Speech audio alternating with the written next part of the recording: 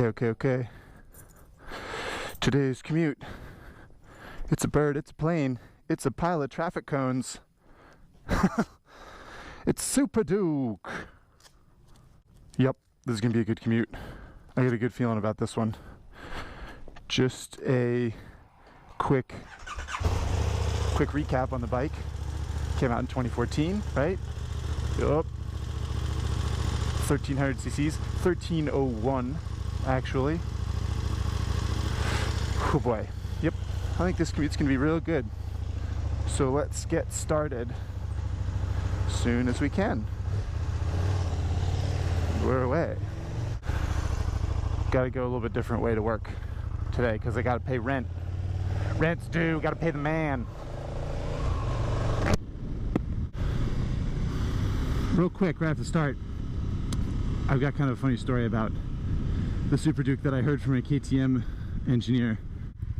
They came up with this concept and they put this engine in this chassis, and you know, they had this crazy motorcycle and they rode around it and they thought, wow, that's pretty rad. I'm not sure that we can sell that to people. It's a little outlandish, but it's pretty cool.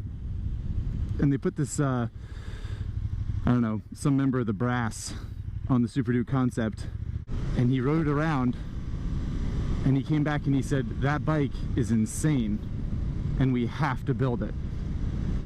And I think that really kind of encapsulates what's going on at KTM in the last few years. They come up with these ideas and they seem really cool. They were like 10-15 years ago, they were just show bikes that manufacturers would come up with, but they would never really do.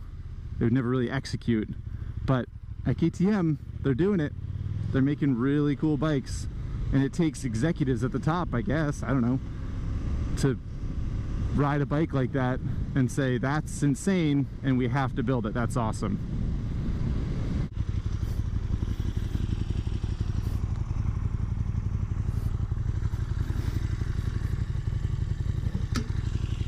Okay. Rent's paid. I can go to work now.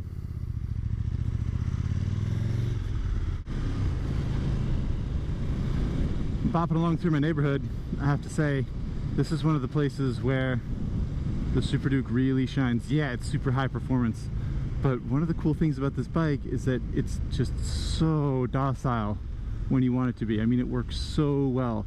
You don't have to rev it up. It makes lots of torque. I mean, it's like I'm riding an SV650 right now. Like, you just don't twist the grip very much and it just cruises along. It's comfortable, it's narrow because it's got that V-twin. Bars are in the right place. There's enough leg room, the pegs are low enough. It's comfy. Ride this thing all day. Through neighborhoods anyway. Get it on the highway, it's maybe not perfect, but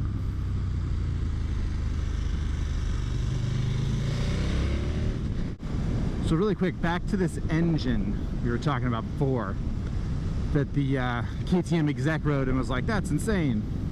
Why so insane? We dynoed it at 152 horsepower and 92 foot-pounds of torque.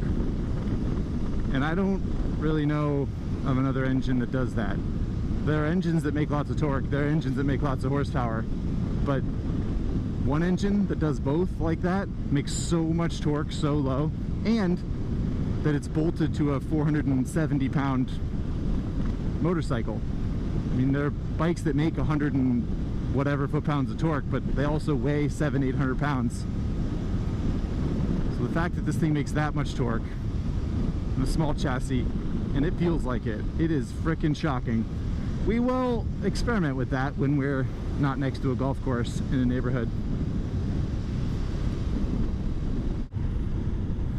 I turned off traction control because I have some kind of imbalance, but I'm going to turn it back on right now just for you guys so we can experiment with it. It's pretty good. Yeah, got a little wheelie control tuned in to the traction control, and it used to be, when this bike came out in 2014, the wheelie control and traction control was not terribly advanced. Still traction control, still worked, just it wasn't at the same level as BMW or Aprilia or anything like that.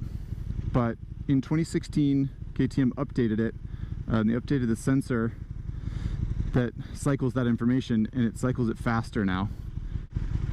So before, what it would do is it would lift the front wheel about so high, and then it would chop power when you weren't expecting it, or even if you were expecting it, it would smash your delicate bits against the tank, and it was really uncomfortable, and I didn't like it. But now it's much better. Wheelie control actually just sort of lets you float a little wheelie, and doesn't let you get out of control. But it feels much more advanced. It's much better.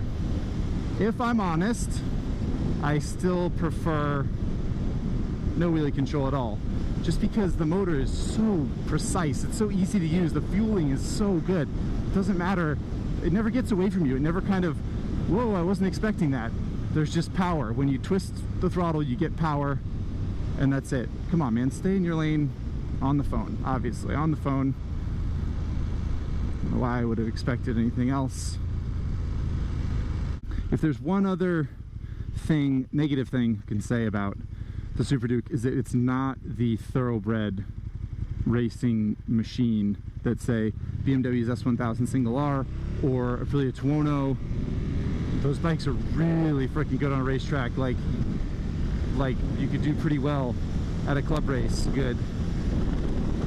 The KTM's good on a racetrack. It's fine for people who aren't familiar with riding on the track, but if you're an advanced track rider, you're going to probably be a little bit disappointed in the KTM. It just doesn't have that feel when it's leaned over. The TC's not as advanced. It's still wicked fun though. Wheelies for days. That's a wicked camper. Congrats. Sweet.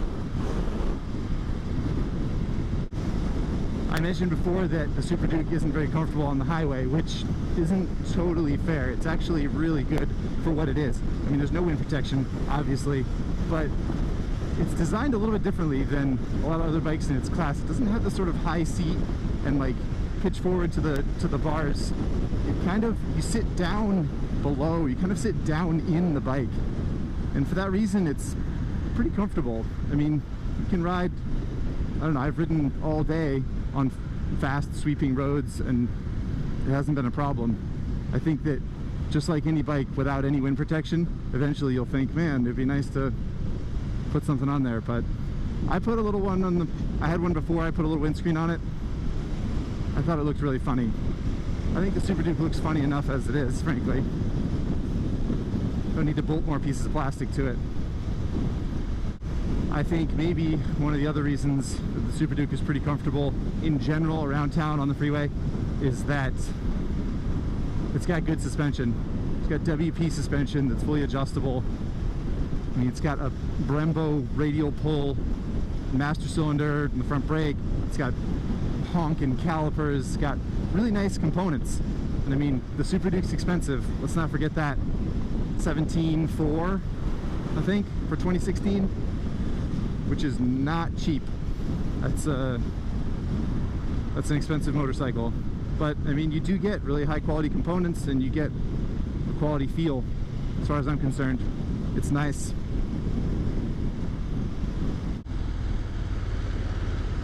Holy smokes. That's slow even for a city bus. Giving them workers a break, I guess. Good work, guys. There really is no way to overstate this motor, I don't think. I mean, the engine in this bike is so freaking... I want to swear so bad because it's that good. It's insane. Fourth gear, 4,000 RPM, 50 miles an hour.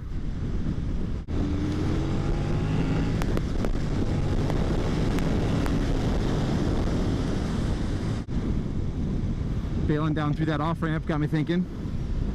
The other thing the Super Duke got is that lean angle ABS that was on the adventure bikes. So it knows how far it's leaning over and how much ABS it can use. They sort of quietly updated this bike. I didn't hear anything about it. I feel like I should have, but I didn't. But anyway, they updated it, and I guess that's good. Hopefully you'll never have to use lean angle ABS. That's what I always say. I'm gonna turn TC off. You need TC on to have wheelie control on and vice versa, which kind of bugs me. I wish that you could have one or the other.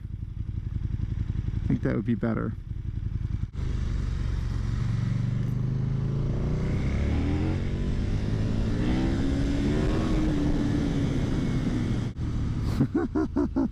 This bike is so insane.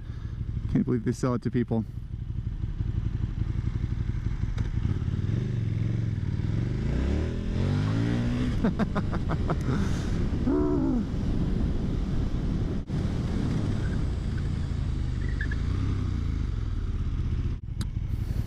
What the Super Duke does have that's really nifty is it has this Supermoto ABS thing, which is pretty cool.